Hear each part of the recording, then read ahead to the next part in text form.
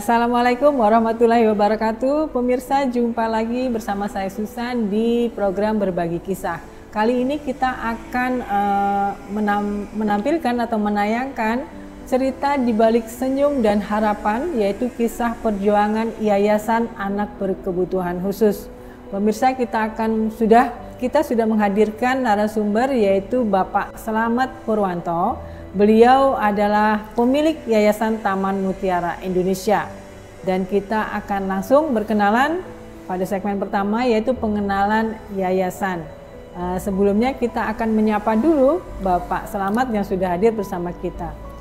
Pak Slamet, apa kabarnya? Alhamdulillah sehat Ibu. Alhamdulillah. Terima kasih Bapak sudah bisa berhadir di acara Berbagi Kisah kita pada hari ini. Bapak, kita akan langsung mengawali bincang-bincang kita terkait dengan Yayasan Mutiara Indonesia. Ini fokusnya kemana Pak? Baik, terima kasih atas waktunya Ibu. Yayasan Taman Mutiara Indonesia itu fokus utama kami saat ini di penanganan anak berkebutuhan khusus atau ABK. Oke. Baik, mungkin bisa dijelaskan lagi kriteria yang dimaksud dengan anak berkebutuhan khusus itu apa aja yang masuk di dalamnya situ Pak? Anak berkebutuhan khusus itu yang secara umum ya Bu ya, itu di tumbuh kembangnya, fase tahap-tahap perkembangannya itu tidak selancar atau mengalami hambatan, sehingga dia perlu penanganan untuk mengejar keterlambatan atau menangani hambatan tersebut. Baik Bapak, informasinya ada juga namanya pusat layanan ABK ini, yaitu Rumah Semut Bapak. Nah, itu apakah bagian dari Yayasan Mutiara tadi atau bagaimana? Kalau yayasan kami Bu namanya Yayasan Taman Mutiara Indonesia. Kemudian di kegiatan kami ada beberapa unit. Yang pertama pusat layanan anak berkebutuhan khusus Rumah Semut. Lalu ada kegiatan sekolah juga, ada kelompok bermain anak berkebutuhan khusus, namanya Rumah Semut juga. Jadi beberapa unit kegiatan di tempat kami ini namanya Rumah Semut semua. Semuanya namanya Rumah Semut. Jadi saat ini ada pusat layanan anak berkebutuhan khusus tadi Rumah Semut, kemudian ada kelompok bermain, lalu TK, ABK juga, dan tahun ini Bu kami nekat memulai kegiatan SD. Jadi SD anak berkebutuhan khusus Rumah Semut Bu. Luar biasa Pak ya. Oh, jadi semua yang Bapak kelola, semua yang program tadi program untuk ABK Pak ya? Betul Bu. Luar biasa Pak ya. Nah, ini kita mungkin pemirsa ingin Bapak menceritakan kapan dan bagaimana awal mula berdirinya Yayasan Taman Mutiara Indonesia ini Pak. Baik, kalau untuk awal berkegiatan Bu, kami di Tabalong ini dari 2012 awal. 2012 itu kami berkegiatan aja, tapi belum secara resmi dibentuk yayasan.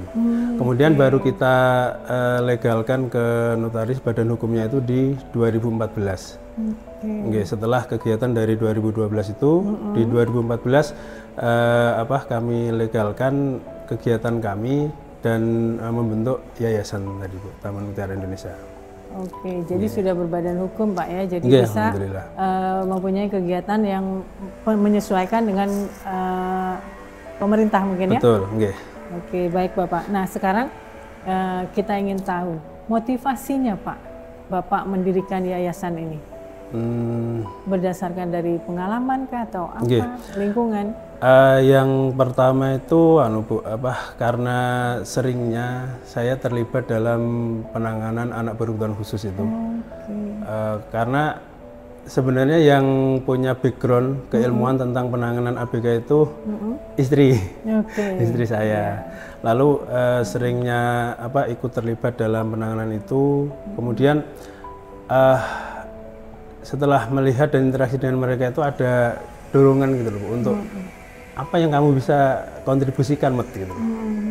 Semacam itu. Kemudian pasti saya bisa terlibat, pasti saya bisa berkontribusi. Mungkin dalam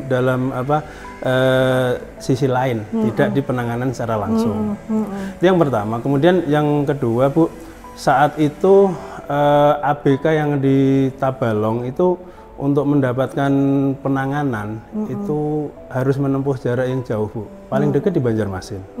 Sebagian ada yang sampai ke Pulau Seberang, ke Jawa. Nah, dari situ juga yang melatar belakangi untuk di Tabalong ini kan nggak semua punya support untuk ke luar daerah tadi itu. Maka itu yang salah satu yang mendorong melatar belakangi untuk ini harus ada tempat yang legal, tempat yang bisa jadi tujuan untuk anak-anak ini. Anak-anak itu. Oke. Kemudian dari proses itu ada kendala tidak, Pak? Pasti, Bu. Iya. Banyak banget. Yang pasti yang pertama itu kami terkendala tempat. Karena kami tidak punya tempat, belum punya tempat ataupun bahkan lahan juga belum ada. Jadi dulu kami masih berpindah-pindah dari satu kontrakan ke kontrakan yang lain. Itu yang pertama. Yang kedua, SDM. Sumber daya manusia atau tenaga yang kami butuhkan untuk penanganan ini masih sangat minim dan benar-benar terkendala. Keilmuan yang penanganan tentang ini kan saat itu masih langka banget, Bu, di tempat kita ini. Ya. Lalu yang ketiga, informasi yang masih minim, yang ada di masyarakat kita di Tabalong, sehingga kegiatan kami ini di awal-awal seolah-olah aneh, asing karena masih asing dengan apa sih ini kegiatan apa sih, untuk apa sih gitu, masih itu kendala-kendala di awal kami seputar itu sih, Bu.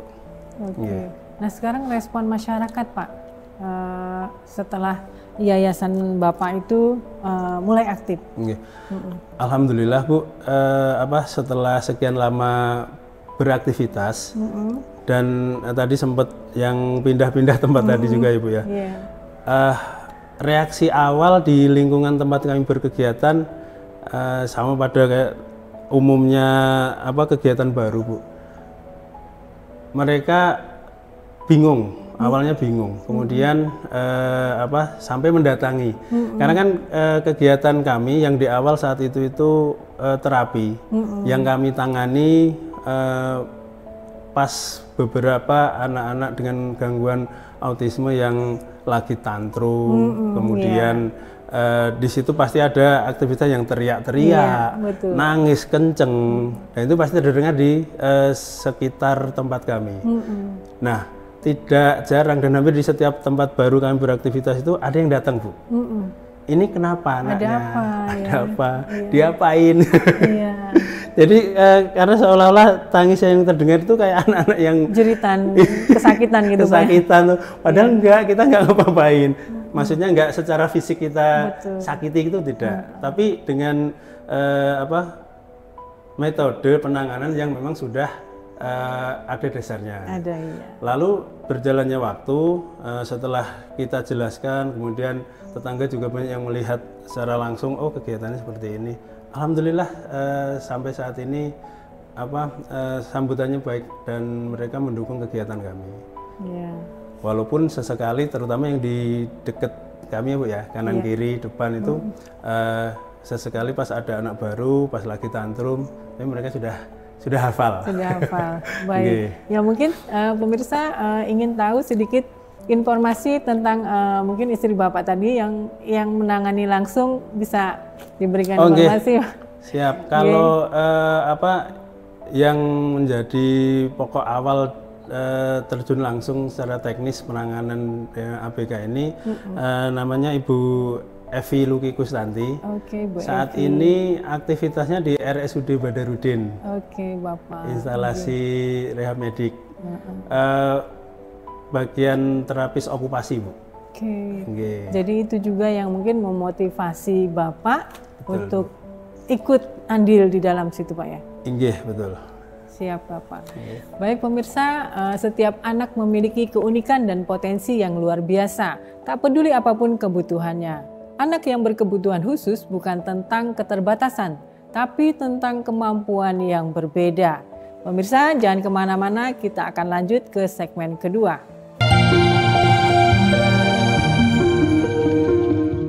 Pemirsa, kembali lagi ke segmen kedua, cerita aktivitas di yayasan. Nah, sekarang kita akan bertanya kepada Bapak Slamet, seperti apa kegiatan sehari-hari yang dilakukan anak-anak di yayasan ini. Bisa diceritakan Bapak?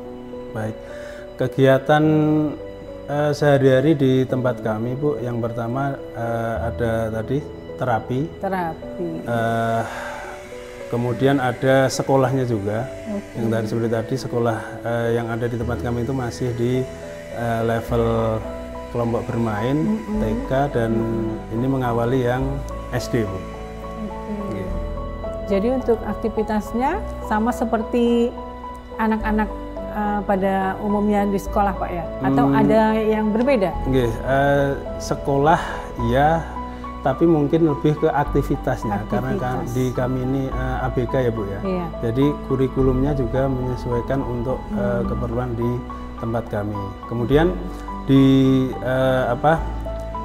penanganan terapinya yang tadi saya sampaikan bahwa kendala awal itu kami di SDM benar-benar harus mikir gimana caranya. Alhamdulillah sekarang ini sudah Bu, mulai ada. Jadi di tempat kami ini ada terapis okupasinya sudah ada, fisioterapinya ada, kemudian terapis wicara, mungkin pertama di Tabalong kali ya Bu ya, itu ada di tempat kami. Lalu ada terapi perilaku, ini juga sudah di tempat kami ada untuk penanganan itu Bu. Nah itu tadi bentuk-bentuk terapi Pak ya, atau pendidikan khusus yang diberikan. Nah kemudian yang ditangani Pak, atau anak-anak yang dibina itu ada berapa banyak dan usianya usia berapa saja Pak? Kalau saat ini Bu yang kami tangani ini ada 128. 128 keseluruhan. Itu tidak semuanya bersekolah. Ada yang ke tempat kami hanya untuk terapinya saja. Yang sekolah itu di KP dan TK ada 70 anak. 70. Kemudian yang di SD-nya ada 8, lalu sisanya itu yang terapi aja Bu. Ada yang bersekolah di tempat lain, terapinya di tempat kami. Dan serentak jam anunya Pak? Kalau kegiatannya Bu, sekolahnya itu dari pagi sampai jam 12. Lalu untuk aktivitasnya terapi itu berlanjut lagi sampai jam 4 sore. Sampai jam 4 sore. Ya, tadi terkait umur ya. Itu ada Bu, dari 2 tahun sampai 10 tahun ada yang ditangani tempat kami. Di kondisi tertentu ada yang di anak SD itu sudah di atas 10 tahun Bu.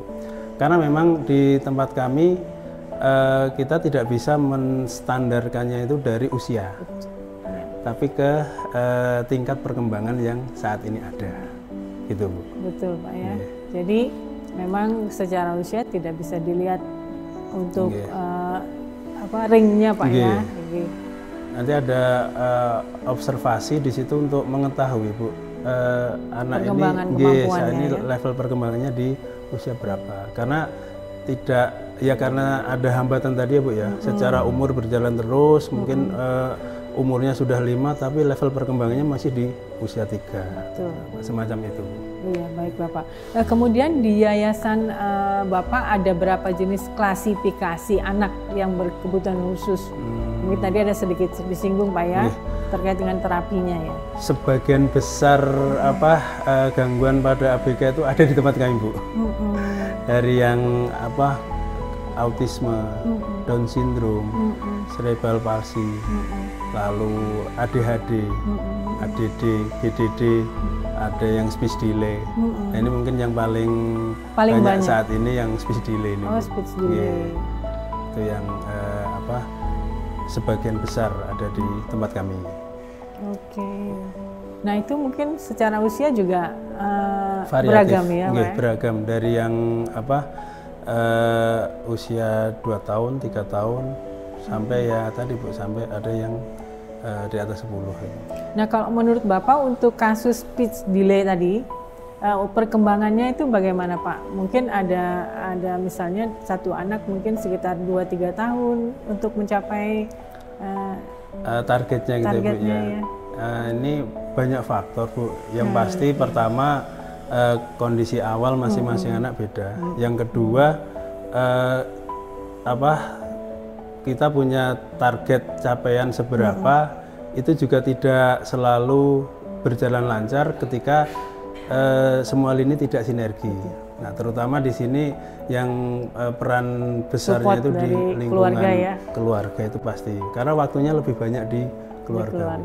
Jadi kalau ditanya apakah ini targetnya berapa lama, masing-masing anak berbeda. Misal kita sama-sama target 1 semester. Ternyata progres setelah 1 semester itu kita evaluasi, si A dan si B itu mungkin berangkat dari kondisi yang relatif berimbang, tapi setelah evaluasi bisa berbeda karena memang kondisi tadi di beberapa titik belum tentu sama. Iya, betul Pak ya. Nah, kemudian selain Bapak dan Ibu sendiri yang terlibat di yayasan ini ada orang lain lagi Pak? Nggih Bu, seperti tadi yang disampaikan ada di pusat layanan ini ada kepala pusat layanan ada namanya Mahdaniyah, dia okupasi terapis. Kemudian ada fisioterapisnya itu namanya Ibu Aulia, lalu terapis bicara yang ada di tempat kami. Ini baru selesai tahun kemarin juga Bu. Itu namanya Hairunisa. Ada dari psikologi juga yang menangani terapi perilaku. Itu yang di pusat layanannya. Nah, kalau yang di kelas-kelas ada guru-guru yang luar biasa yang Allah hadirkan gabung di kami dari BG PAUD, kemudian PLB dan beberapa disiplin ilmu yang lain Bu.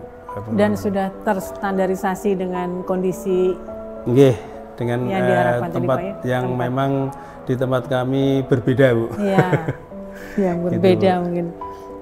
Nah, kemudian Bapak sampai saat ini Bapak bisa ceritakan hal yang menginspirasi atau yang menyentuh Bapak saat menangani yayasan ini terkait dengan anak-anak tadi Pak. Mungkin ada yang anak gitu ya Pak, anak yang personal.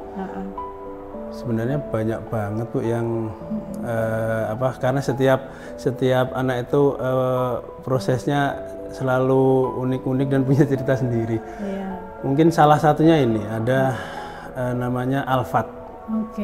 Dia autisme, levelnya parah Bu.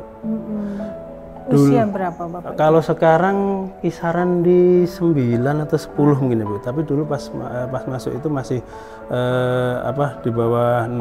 Di bawah 6 tahun. Itu kondisinya dulu sering tantrum, kemudian mainan ludah dimanapun. Lalu tiap ketemu benda atau barang nggak peduli itu apapun dimasukkan ke mulut. Jadi ya yang ke minum minyak kah atau apa itu sampai pernah kejadian itu. Kemudian perilakunya juga susah dikendalikan. Lalu pola tidurnya tidak teratur juga. Nah, alhamdulillah setelah proses panjang ya Bu ya. Saat ini anaknya sudah bagus banget perkembangannya, nggak ada lagi mainan ludah. Kemudian kita instruksi kita arahkan itu sudah paham, tidak lagi tantrum lagi. Nah itu satu sisi juga saya apresiasi ke orang tuanya Alfat. Mereka jadi si Alfat ini dengan kondisi yang seperti itu Bu, dari orang tua yang secara ekonomi tidak seberuntung yang lain juga, tapi mereka semangatnya luar biasa. Karena yang dulu tempatnya itu jauh dari Tanjung, sampai mereka pindah ke Tanjung cari kontrakan supaya penanganan Alfat ini lebih optimal. Maka saya sangat appreciate untuk abah dan mamanya Alfat ini. Luar Jadi perkembangannya sekarang sudah jauh banget Bu dari yang awal masuk. Perilakunya sudah enggak lagi. Kemudian pola tidur juga sudah mulai teratur. Sudah teratur. Itu yang kondisi autisme.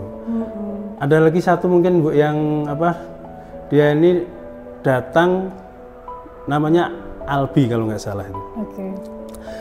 Usianya 1,5 tahun, tapi belum bisa jalan. Bahkan berdiri aja belum bisa. Belum bisa jalan, berdiri masih belum bisa. Kemudian belum ada kata-kata yang keluar. Lalu nggak bisa makan nasi. Dan setiap ketemu orang baru selalu nangis karena jadi lengkap kondisinya. itu kayaknya Pak ya. Makanya, waduh, nih gimana ini? Tapi ya tadi Bu, semangat dari kami disambut dengan semangat yang lebih lagi dari orang tua. Maka setelah penanganan di tempat kami dari fisioterapi, dari okupasi, itu alhamdulillah setelah 1 semester 6 bulan anak ini bisa berjalan. Sudah bisa berjalan. Imitasi kata juga sudah terbentuk. Ngobrol sudah bisa walaupun masih terbatas ya Bu ya, karena memang masih baru untuk muncul kata-kata itu. Lalu bisa makan nasi. Karena beberapa kondisi itu sering juga yang ngeluhkan anak kami nggak bisa makan nasi Pak. Salah satunya itu. Nah ini sudah berhasil si Albi ini. Lalu komunikasi dan interaksinya sekarang sudah tidak susah yang dulu. Yang dulu setiap lihat orang baru pasti nangis. Sekarang sudah alhamdulillah sudah bisa menyesuaikan ya. Bisa menyesuaikan. Luar itu biasa. Hanya 2 anak Ibu. Lainnya banyak banget lagi yang masing-masing punya kisah yang luar biasa itu. Luar biasa. Luar biasa Pak ya, dari pihak Bapak Yayasan dan juga tentunya dari keluarga. Keluarga. Yang sangat mendorong itu yang membuat perkembangan jauh mungkin lebih berkembang Pak betul, ya. Betul. Oke, baik Bapak. Kemudian ini kita selaku pemilik yayasan Pak ya, tantangan yang dihadapi dalam berkelanjutannya yayasan ini Pak, apa lagi Pak tantangannya? Masih di sih Bu, kurang lebih hal-hal yang tadi karena memang tambah waktu, tambah berkembang juga. Iya. Satu di masalah lahan, yang kedua SDM. Nah, untuk yang bisa menangani atau profesional yang di ilmu ini, kita ini masih terbatas Bu di secara keilmuannya ya Pak ya. Makanya ini jadi tantangan besar juga. Kami malah pengen Bu, kalau ada kesempatan pengen menghadap Pak Bupati terkait dengan program Tabalong Smartnya ini. Betul Pak. Yang mudah-mudahan bisa bekerja sama juga dengan Poltekkes Surakarta. Iya, betul. Karena jurusan ini hanya ada di sana. Ada di sana, Pak, ya, okupasi betul. Sama terapi bicara. Nah, itu saat ini masih jadi tantangan karena yang ditangani itu semakin bertambah Bu. Jadi tim kami ini yang di profesional keilmuan ini nggak pernah ada jam kosong untuk penanganan itu Bu. Betul Pak ya. Itu yang masih semakin menjadi bertambah kan? Bertambah. Yang jadi saat ini masih jadi concern juga untuk nambah tim. Karena kami juga sudah sering Bu dulu ibaratnya membuka lowongan lah bahasanya itu sampai ke kampus sana. Tapi ya alhamdulillah nggak ada yang berminat ke sini. Itu sudah terjadi beberapa tahun sampai akhirnya kemarin kami sepakat yaudah kita nggak bisa mendatangkan yang profesional, yang di daerah kita profesionalkan. Jadi kemarin yang tenaga profesional okupasi, wicara, kemudian yang ini lagi belajar fisioterapi, ini putra-putra daerah semua Bu. Yang belajar kita belajar ke Solo, saat ini ada juga yang di Makassar. Kemudian setelah selesai kan kembali balik lagi ke daerah dan berkontribusi untuk penanganan ABK di Tabalong. Oke, jadi kendalanya adalah SDM dan Tempat. Masih terbatas. Baik pemirsa, kita akan kembali ke segmen ketiga yaitu pesan dan harapan. Tapi sebelumnya kita akan break dulu. Mereka mungkin berbeda, tapi mereka memiliki hati dan jiwa yang sama seperti kita semua. Saksikan terus di segmen ketiga.